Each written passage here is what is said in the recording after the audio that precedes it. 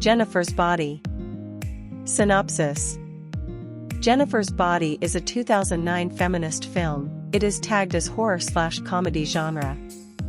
Starring Megan Fox in the lead role and Amanda Seyfried, who plays a nerd and her best friend, along with Johnny Simmons, and a supporting role by Chris Pratt. Particular comment about Chris is that I saw this movie and never noticed that he was here. Besides that, he was very cool and young.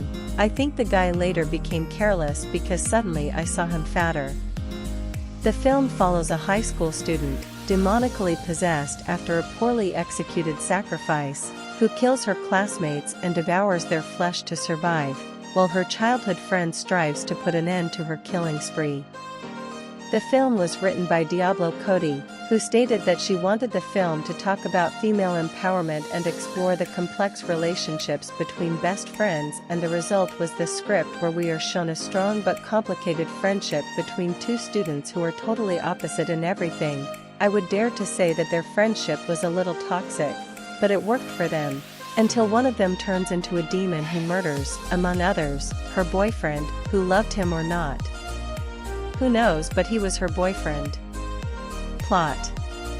In 2009, Anita Needy Lesnicki, an insecure and bookish teenager living in the small town of Devil's Kettle, Minnesota, is now a violent mental recluse who narrates the story as a flashback while in solitary confinement. The film cuts to Jennifer's body lying down in a sexy pair of shorts, and you agree with the media's critics when they say that Megan is cast in zero roles but plays them superbly, and that's meant as a compliment. Then you hear Needy's narration where she says they were best friends and that she was almost her goddess. And you don't blame her.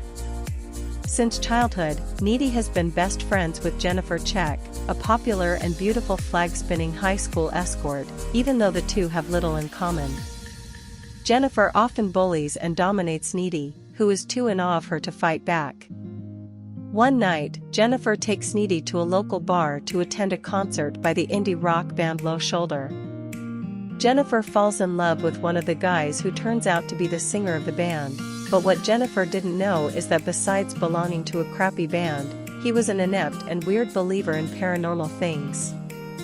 So Jennifer flirts with him, but the guy didn't pay much attention to her until he found out she was a virgin. This because Needy heard them talking about how her friend was just a country girl who only thought she was cool and wanted to run away with anyone, and for this reason she pretended to be a slut, but that it was all just a country girl's appearance. Needy tells them that they are idiots and that her friend is a virgin, but this was denied by Jennifer herself, who said that she was no longer a virgin or of the aniceto, and all because Chris Pratt's character, whom she calls an idiot, hit her like a bedroom dresser drawer when it won't close, hard and direct. And you'll say if he was an idiot, but she was looking for him for this, no. So the rock band plans to sacrifice a virgin to offer her to a demon and thus make a pact, and they become famous. That was the brilliant plan, and for that they needed Jennifer, but it turns out that she was no longer a virgin, so will she go with them? And what will happen when they find out that she is not a virgin? A fire then engulfs the bar, killing several people. Jennifer, in shock over the fire, leaves with the band despite Needy telling her not to. Later that night, she appears in Needy's kitchen, covered in blood, and attempts to eat a roast chicken. She immediately vomits a trail of black liquid and nearly bites Needy's neck, but pulls back and leaves. The next morning at school, Jennifer seems fine and dismisses Needy's concerns, appearing apathetic over the tragedy of the fire. She seduces the school's football captain and lures him into the woods and guts him. It was like fishing in a fishbowl, a guy sad about his friend's death, a sexy little tale, and everything else was like slicing butter with a hot knife. Meanwhile, Low Shoulder gains popularity due to his falsely rumored heroism during the fire and offers to make a charity appearance at the school's spring dance. Needy claimed it was all a farce and that they were morons who couldn't even play and were now famous, but they all turned on her and she couldn't stop it. Meanwhile, Jennifer seems sick and apathetic. An emo guy asks her out and curiously, she accepts a date with the emo/alternative guy from school, invites him to an abandoned house, and also brutally kills him. While Needy and her boyfriend Chip are having sex, Needy senses that something terrible has happened. After not enjoying her first time, she runs back home and runs into Jennifer, who is soaked in blood. The two kiss, until Needy comes to. Jennifer laughingly explains that Low Shoulder took her into the woods after the bar fire and offered her as a virgin sacrifice to Satan in exchange for fame and fortune. Although the sacrifice was a success, Jennifer was not actually a virgin, so she became permanently possessed. She was hungry, and Ahmet, a foreign exchange student, who was believed to have died in the fire, was her first victim. He intended to eat Needy as well, but left because he couldn't bring himself to hurt his best friend. Once she has eaten, she can withstand virtually any injury without pain and heals instantly.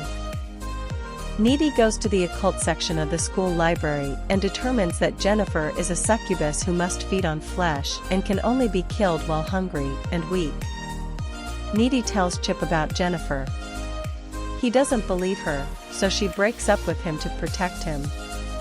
Chip doesn't accept the breakup and tries to go to the dance under the illusion of winning his girlfriend back there. So he tricks his mother by telling her that Nettie is waiting for him at the dance and will go alone. Jennifer intercepts Chip on the way to the school dance and lies to him, telling him that Needy had been cheating on him with Colin. She takes him to an abandoned pool and begins to make out with him and then feed on him. But Needy senses in her gut that Chip is in danger or Jennifer is doing something wrong, and storms out of the dance. Needy arrives and half rescues Chip. The two friends fight and air their dirty laundry, and tell each other their truths, the obvious, so I don't waste time telling them. Chip impales Jennifer in the stomach with a pool skimmer. Jennifer escapes and Chip dies. Angry and heartbroken, Needy breaks into Jennifer's bedroom by climbing in through her window. The two fight and Jennifer bites Needy's neck in the struggle. Needy rips half of her best friend's necklace off Jennifer's neck. Jennifer stops defending herself and Needy stabs her in the heart with a knife, taking her life and destroying the demon. Jennifer's mother comes in and finds Needy on top of her dead daughter's body. Needy is taken to an asylum. There you notice that she is now very aggressive, in addition to having super strength, and among many other stories she says that it is known that when a demon bites you, some of its power is transferred to you. Now she manifests some of Jennifer's supernatural powers due to the bite. She escapes from the psychiatric center, and you think that here it ends like so many empowerment movies, but no. In another scene, she stops a vehicle driven by an older man. He asks him where he is going. You hear Needy telling the driver that she is following a gang. And you say super. And when you thought that what would happen was that she would get revenge on the gang and not show herself, well, no. A home video and crime scene photos show that the members of Low Shoulder have been murdered in their hotel by Needy. Comments. The film was received in a medium way. The box office, I think, was benevolent, grossing around $32 million on a $16 million investment.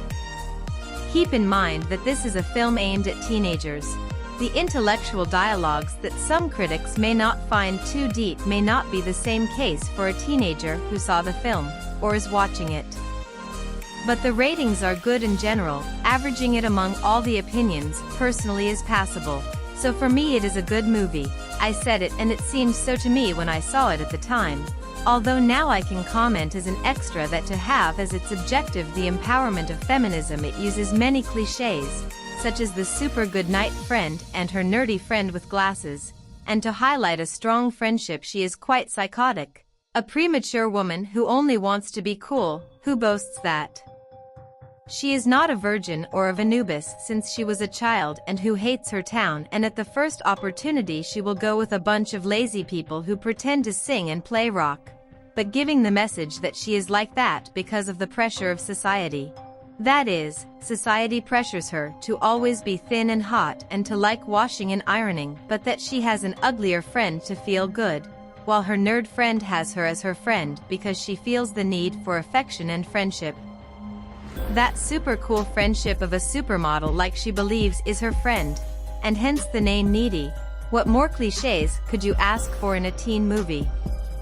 I think that this was what ruined the movie, but not the story, that is to say its background. That is what I think personally, and it seems strange to me that a movie about women, created by women for women, makes use of these cliches that have been so criticized and that they wanted to overcome in this movie, because they wanted to show a different facet of a woman in a horror movie. That is to say, they wanted to make it clear that they are not only pretty objects in this type of movies, that they are not cowardly and fearful, nor in need of someone else, but they used cliches that are quite questionable.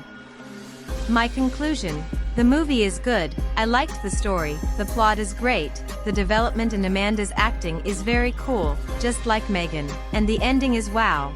The revenge that Needy takes is great. I mean, she went looking for those who did it to her, and she punished them just when you thought the movie was going to end like the classic ones, giving you an idea of what was going to happen. Here it did happen, and that was great.